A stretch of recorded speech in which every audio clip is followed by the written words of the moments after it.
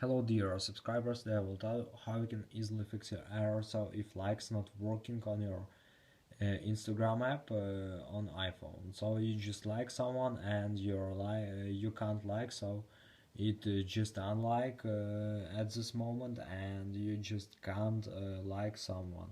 So how you can fix it? So first thing you need to know that it's temporary block and you just need to wait some time until you will be able liking again. So first thing, just try to wait for 1 hour, sometimes for 1 day, and sometimes for 1 week. So actually sometimes you will see here a message with that action blocked, and in this message you will see for what time it will be blocked for you, and for what time you will be able for liking someone again.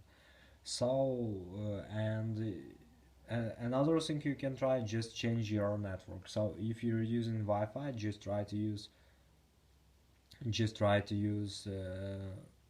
mobile data, and if you're using mobile data, just try to use Wi-Fi. So this is the way how you can also try to do it. So and also you can try to sign in another device into your account Instagram, and just try from another device like someone. So this is the way how you can also fix it. So thanks for watching, have a nice day, subscribe to my channel, click like, and goodbye.